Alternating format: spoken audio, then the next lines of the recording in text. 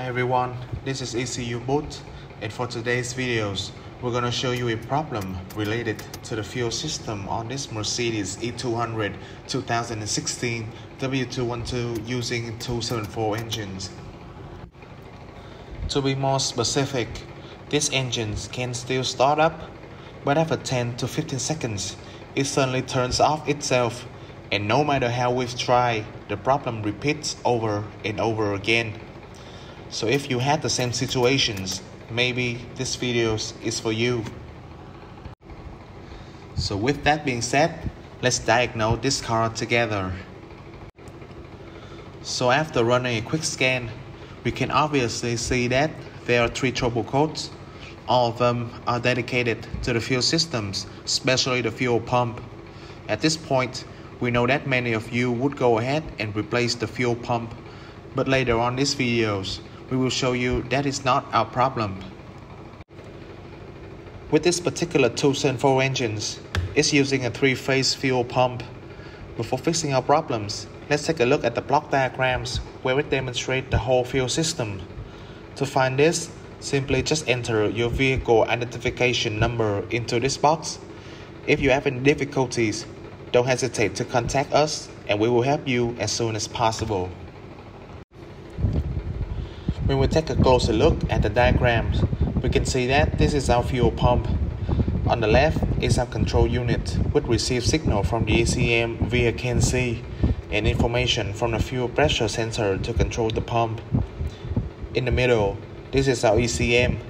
It gathers information from the fuel tank pressure and temperature sensor to control the fuel injectors and the quantity control valve.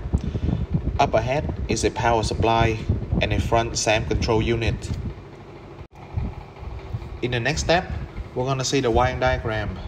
Firstly, pay attention to this U362. This is the code of our car. The code is going to be different on each type of vehicle depending on what engines you have. At the top is our N118 control unit, which triggers the 3-phase fuel pump. The fuel tank has 2 compartments, so there are 2 sensors in each side. This is our CAN communications and a pressure sensor. At this point, we cannot conclude anything yet, but we can consider 3 options. It might be our ECM cannot send the signal, or the control unit cannot operate our pump, or the pump is malfunction itself. So first of all, we can see if our ECM is working properly by using Sentry. Pay attention to the request of component M3 by control unit. Whenever I start the engines, it should turn on.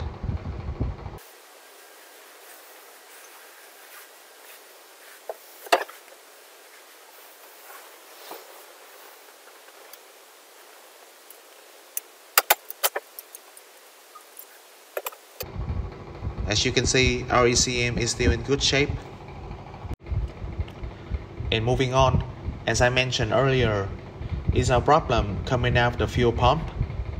We can control the actuation of fuel pump by using Sentry, but there is some prerequisite that we must complete. Like the fuel level must be greater than 10 liters, the combustion engine is at standstill, the ignition is on, and the fuel pressure sensor is okay. If you already have all of that, press continue. So let's perform the test. You can see that after a while, the pump turns off itself. And to conclude, the pump is still working, but there is something that forced the pump to stop. To be sure, I have removed both fuel pump and the control unit. As you can see, this is our 3-phase fuel pump. It has a ground wire and 3 wires for 3-phase circuit. This is the control unit located below the rear seat. I have detached it, and therefore on the circuit board where my mouse is, the components has been separated. Furthermore, I want to confirm my discriminations by replacing it with another control unit from a GLK, and the engine runs smoothly. At this point, I'm very sure that our issues is coming from this control unit rather than the fuel pump. For your information, this fuel pump is using a brushless motor so it's very substantial and hard to be broken. So with that being said, we can either fix it or replace it depending on our customers.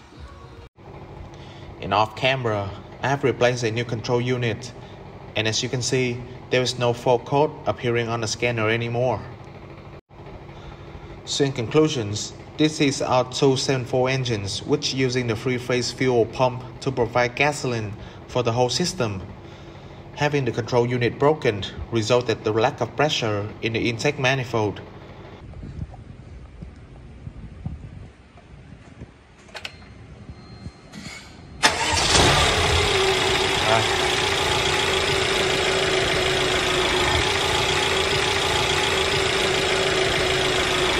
After replacing it, when we start the engines, it's no longer shut down after 10 seconds, so I can say that the problem has been solved. I really hope that you enjoyed this videos. Thanks for watching and see you next time.